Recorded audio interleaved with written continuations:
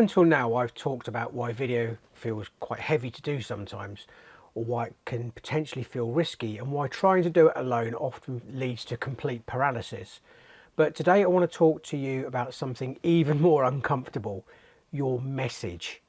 Now stay with me for the next few minutes to understand just how important this is to the success of your videos. Because even when businesses do create video, it still doesn't land quite a lot of the time, and there's a reason for that. It's not because it's badly made, it's not because the people on camera lack any confidence or ability, but it's because the message just doesn't connect with the viewer. What I see constantly is businesses talking at their audience rather than talking to them. The difference is quite subtle, but it is everything. Most videos start from the inside out, which is completely back to front. They start off with talking about this is who we are, this is what we do, and this is why we're different. Honestly, your client doesn't care. They really don't care. All they care about is what's in this for them, and can you help them fix a problem they've got. That's all perfectly reasonable to say those things about your company, but your audience just doesn't wake up thinking about your business thinking, oh, I must know more about their brand values. They wake up thinking about their own problems and their own pressures and their own decisions. And if your video doesn't meet them halfway at least, or meet them all the way there, your video just gets completely ignored, no matter how well it's produced or who's presenting it or how it's delivered. Before I go any further, if we've not met before, my name's Kevin Chapman, and I help brands and businesses just like yours use video to get real business results. Not just likes and views, but actual sales. After 30 years of producing and directing everything from Formula One to winning multiple BAFTAs and launching global campaigns for brands like Red Bull, LG and McDonald's, I've learned that connection has never been about production quality. It's always been about strategy. So here's where things usually go wrong when companies do video. Businesses start to rely heavily on their demographics, their ideal customer persona, their ICP. But businesses relying on demographics such as age, job title or industry or company size are missing a key element, because that information, yes, it's useful to a certain point, but it doesn't create any connection with you and your potential client, because demographics, they only tell you half the story really. They tell you who they are, but not what they are. But it doesn't tell you what's going on in their head. So two people with the same job title, for example, can be in two completely different mental spaces and emotional spaces. One might be really confident and calm, while the other might be under severe pressure and quietly worried about their job and getting things wrong. So if your demographics just show what their job title is and what they do, it doesn't show you anything empathetic towards your ideal client. Now, if your video is just speaking to a job title but ignores this emotional context, it's really missing the emotional target. Don't forget the old marketing adage: people buy with emotion first, then they justify it later with logic. So if you're not talking to people on an emotional level, you are really losing out. This is why so much video can sound technically correct, but emotionally completely dead. I mean, obviously it's explaining features and the widgets of your gadget, but there's no benefits there, or how will this address the pain that your customer or client is feeling? It simply doesn't resonate with them. And resonance is what drives attention, and attention is critical. It's the new currency. The people don't engage with video because it's informative. They engage with it because it feels relevant, because it focuses on something that they're experienced already, or potentially something they haven't even articulated in themselves yet. And this is where the empathy changes the performance of your video completely. So being able to say, is this what this feels like for you right now in your video, that makes people pay attention, because they feel seen, they feel heard. And like magic, you suddenly have their attention. Obviously, it's attention for a short period of time, potentially about 3 seconds on Instagram, but it's a start, and then you can continue your messaging through that video to then really connect with your audience. Once somebody feels understood and heard, then trust starts to form in their mind, and that is a very powerful emotion, because without trust, no matter how cheap or effective or mind-blowing your products or services, people will not buy from you if they don't trust you.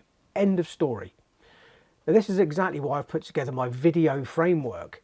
It's the strategy that I use with my companies to leverage how people actually move from awareness to trust to decision-making process, and what role the video plays at each of these key stages. There's a link below in the description, and it will really help you understand what we're covering today in much more detail. Because once you understand where someone is in their thinking, you stop trying to say everything all at once. You stop trying to force your brand message into moments that require you to qualify your product or service's benefits, and you stop pushing for conversion as well before you've even built any trust with your customer. Now, I just want to mention as well that I've created a 30-second assessment that will show you exactly where you are in your current video strategy.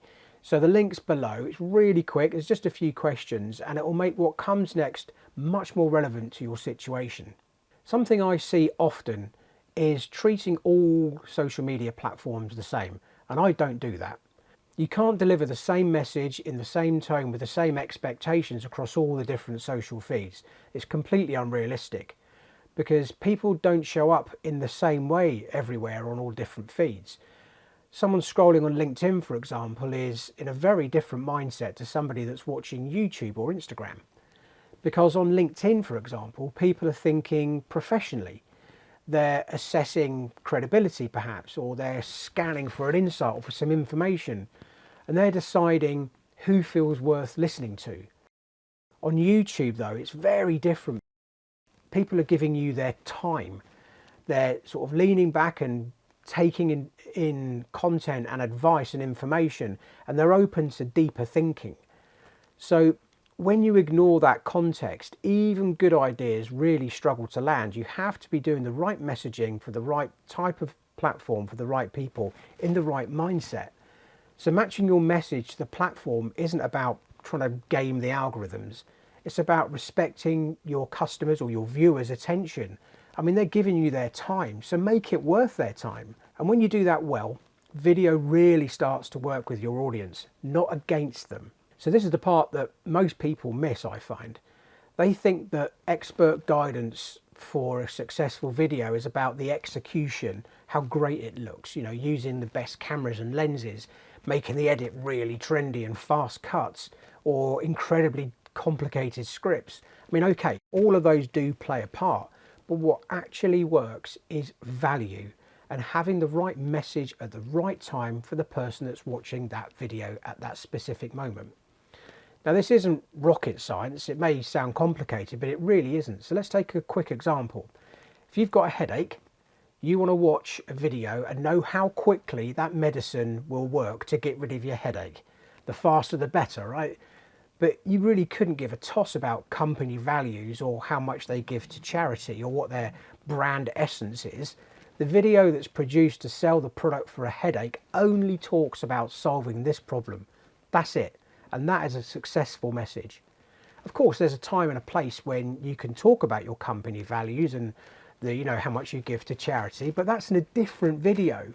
That video is then creating brand preference because the message is correct for that particular video in that particular moment. You're not trying to shove everything into one single video, and you'd be amazed at how many people try to do this all the time. If this way of thinking is resonating with you, there's a free ebook I've written called Branding in Motion, and it goes deeper into how brands can use and communicate with clarity using video rather than just creating a load of noise on the social feeds. You'll find the link in the description below. So when video is built around empathy, everything works as it should. It feels lighter to create, it feels clearer for your customer to watch, and it certainly feels much more trustworthy to the people you're actually trying to reach. In the next video, I will look at how structure and strategy really turns video into an authority building tool, rather than just another piece of video content so people scroll through all the time. If this resonates, please do follow along. And if you'd like to talk to me about how I could help your business specifically, you're always welcome to reach out for a proper conversation. See you in the next one.